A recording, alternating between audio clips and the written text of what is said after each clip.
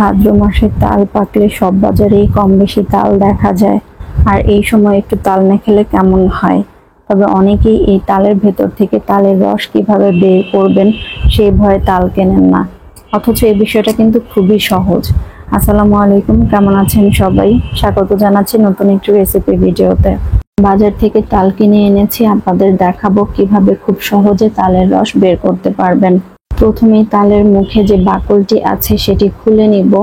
এই সব কাজ হাত দিয়েই করে নেওয়া যাবে, কোনো কাঁচি ছুরি লাগবে না।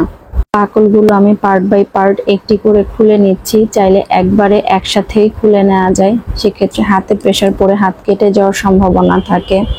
তাল থেকে খোসা ছাড়ানোর সুবিধার্থে বোটার অংশটুকু ফেলে দিব শুরুতেই। বাকল খোলা হয়ে গেলে তালের খোসা ছাড়ানোর সুবিধার জন্য আটি বা বীজগুলো খুলে নিচ্ছি প্রথমে। এই কাজটি করার সময় আপনাকে অবশ্যই 2 হাত ব্যবহার করতে হবে। তালের চামড়া কিন্তু অনেক বেশি পাতলা হয়। তাল যত বেশি পাকা হবে খোসা ছাড়ানোটা তত বেশি সহজ হবে। তাল যদি কিছুটা কম পাকা হয় তাহলে আমার মতো এভাবে আটিগুলো খুলে খুলে নেবেন, তাহলে খোসা ছাড়ানো অনেকটা সহজ হয়ে যাবে। আমি যে তালটি নিয়েছি সেটি খুব ভালোভাবেই পেকেছে, আপনারা খোসা দেখেই বুঝতে পারছেন। কম পাকা হলে এই খোসাগুলোর সাথে আঁশ উঠে আসতো। ঠিক একই প্রসেসিং এ আমি বাকি আটিগুলো থেকেও খোসা ছাড়িয়ে নিব। খোসার সাথে যদি আঁশ উঠে আসে সেই ক্ষেত্রে আমার মতো করে খোসা থেকে আঁশ ছুটিয়ে নিতে পারেন ফেলে না দিয়ে, কারণ এই আঁশের ভিতরেও কিন্তু তালের রস রয়েছে। তালের একদম নিচের অংশে আটিগুলো যেখানে যুক্ত হয় সেখানকার খোসা কিছুটা শক্ত হয়ে থাকে। উপর থেকে খোসা ছাড়ানোর সময় যদি একবারে খুলে না আসে, সেই অংশটি আমার মতো এভাবে পরে খুলে নিতে পারেন।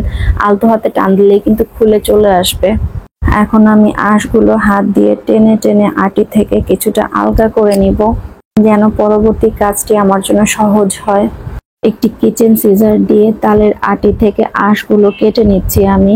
আপনি চাইলে বটি দিয়েও আঁশগুলো কেটে নিতে পারেন। সেম ভাবে বাকি আটিগুলো থেকেও আমি আঁশগুলো কেটে নিব। আঁশগুলোর মধ্যে পরিমাণ মতো পানি দিয়ে আমরা ঠিক যেভাবে ভর্তা মেখে নিই ঠিক সেভাবে আঁশগুলো পানির মধ্যে কচলে নিচ্ছি।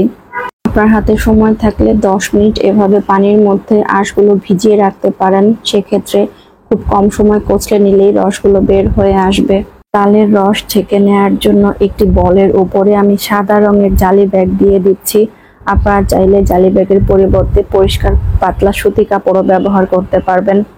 জালি ব্যাগে নিয়ে একটু উঁচু করে ধরে রাখলেই তালের রসগুলো পড়তে থাকবে, সেক্ষেত্রে সময় কিছুটা বেশি লাগবে। আর হাত দিয়ে এভাবে চেপে রস বের করে নিলে মাত্র 2 থেকে 3 মিনিটের মধ্যে সম্পূর্ণ রসটাই বের হয়ে আসবে। আঁশগুলো কেটে নেওয়ার পরে আটির মধ্যে যে তালের রসগুলো রয়েছে সেগুলো বের করে নেওয়ার জন্য কিছুটা পানি দিয়ে আটিগুলো কচলে নিব ভালোভাবে।